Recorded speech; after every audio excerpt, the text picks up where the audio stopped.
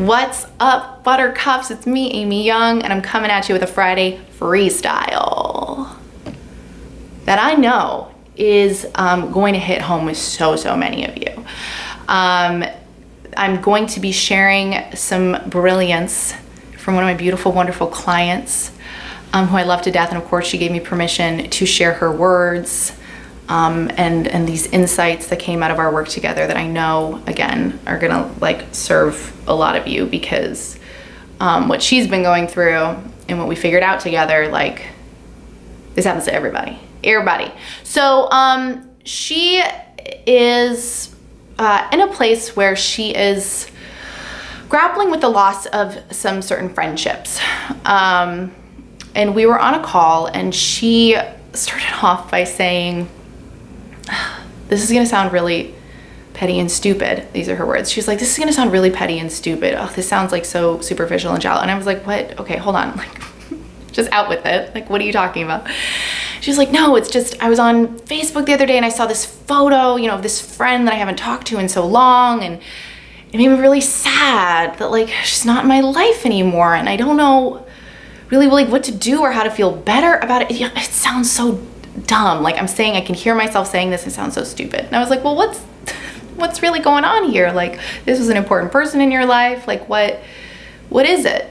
And she's just talking about how she felt seeing this photo. She keeps kind of going back and forth between being it's really hard not having this person in my life, but also I know that they shouldn't be in my life. And I think it's better that we're not as close as we used to be, but God, I can't believe I'm not over this already, because this happened a year ago. She'll be describing how she feels, and then there's this other voice that pops in that's this is dumb, this is stupid, you shouldn't even feel that way.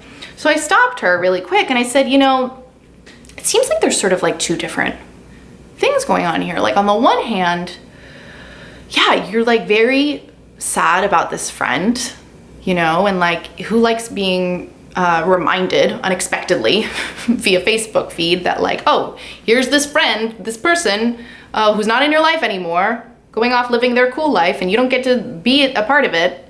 Who likes being reminded of that? That is enough to hurt anybody. But that's not the only source of hurt here. Can you hear how you're also simultaneously kind of judging yourself and telling yourself that you shouldn't feel that way, or that yeah, it's stupid, it's shallow, it shouldn't matter to you? And she was like, oh my God, yes, that is so right. That's what's happening here. Oh, I'm being so hard on myself. Why am I doing that? Of course I'm sad. And I was like, of course you are. Yeah, so if you're hurting, if you're sad, if you're missing a friend, if you're mourning a relationship, for you to then be hard on yourself and tell yourself you shouldn't feel that way, gosh, what are the results that's producing? Is that making things better? Telling yourself that it's stupid, or that it's shallow, or you should just move on from it. And we kind of, we shared a little bit of a laugh together, because it was well, why do we do this, right? But this is something, I don't know that this is something I would have necessarily picked up on in my life before I started coaching for work, but we do this, you guys. This is something I see over and over and over again, that there will be something in our life that is a source of discomfort or pain or sadness or loss or grief or whatever, any put in negative emotion here, and we'll feel it. And then there's this shitty voice that comes in on the megaphone and is what's wrong with you? Why are you even feeling that? You shouldn't even care. It shouldn't even be a big deal. You should just move on. Whatever you're feeling, there is a judgment and an inner critic, it's the term that gets thrown around a lot, who is condemning you for feeling how you feel. And the funny thing is that if that critical voice wasn't there, if that judgment did not exist, you could just feel whatever you're feeling, whatever sadness or grief or discomfort you're feeling, and just be with it and be oh, this is hard. And it would actually be a lot easier to work through it and to actually, yeah, like find peace with it and be okay with it, because you just be feeling and being like, oh, okay. Because feelings just want to be seen and acknowledged. That's always true. Like feelings just want to be like, oh, hey, I see you sadness, I see you grief. And then once they're seen and once they're felt, they're kind of like, okay, peace, we're gonna go off, do our feeling thing now. But judgment and self-criticism is what keeps those feelings active and keeps us unable to actually like feel and process them. It's like the judgment and the criticism is like this dam that gets built up that backs up all of this like discomfort and pain. And this dam is holding all of this feeling from just flowing and just going and just moving and just letting the current just rip through you.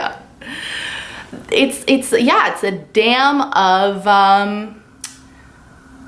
of condemnation, of telling yourself that whatever you're feeling, it's wrong, and being hard on ourselves.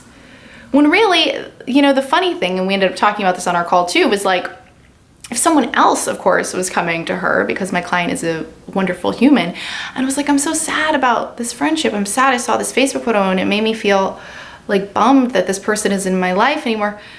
What would you say to them? Of course you'd be like, oh, that sucks. Yeah, no, I know. That's really, really hard. What do you think you want to do? Or like, what do you need? You know, like, do you want to talk about it more? Or like, you would be curious with them. You would like lean into the feeling. You would like want to support them and empathize with them and be like, I get it. I know that sucks. That's hard. And yet, when it is us with us, 90% of the time, we are the shittiest friend. We're like, well, you shouldn't feel that way. That shouldn't bother you. That shouldn't upset you. Why are we even talking about this? Cuckoo for Cocoa Puffs. Let's not do that anymore. And what my BWC, my beautiful, wonderful client, ended up coming to was, wow, the opportunity that's really present here is to not be so hard on myself in this, is to give myself a chance to actually like feel this and process some of it without that judgment and condemnation. And just in doing that, you know, it already starts to feel better. But if you're upset about something, the question that I want you to consider is, could you just let yourself be upset about whatever is upsetting you without judging the feeling? Like, could you let the feelings be present and let them move through you and trust that they're not going to stick around forever, and it's okay to feel whatever you're feeling? Feelings are not facts. Feelings come and go, without being hard on yourself for feeling how you feel. Is that something that you can do? Is that something that you could play with and practice? I would be curious if you could test that out, because I'm fairly positive that what you will find is that, feelings are a lot easier to manage when we're not policing them and we're not being like, you shouldn't feel that. What's the matter with you? You're a weakling. Whatever that shitty inner voice likes to tell us. We've got to take the batteries out of that megaphone. That inner critic, be like, go away. Yeah, right? So like applicable. I know, like so many, I know. So many of you can relate. So if you can, please comment below, let us know. 3 cheers for my wonderful client for letting me share her journey, for all of our learning and growth. And if you like this video, my goodness gracious, you know what to do. Subscribe, share it with a kick-ass gal pal in need who you think might enjoy it or appreciate it. If you want to learn more about me or my work in the world, you can head to amyyoungcoaching.com. The link is in the description box. And I think that's everything. That's everything this week. I'll see you next week. Have a great day, night, weekend, wherever you are. And until next time,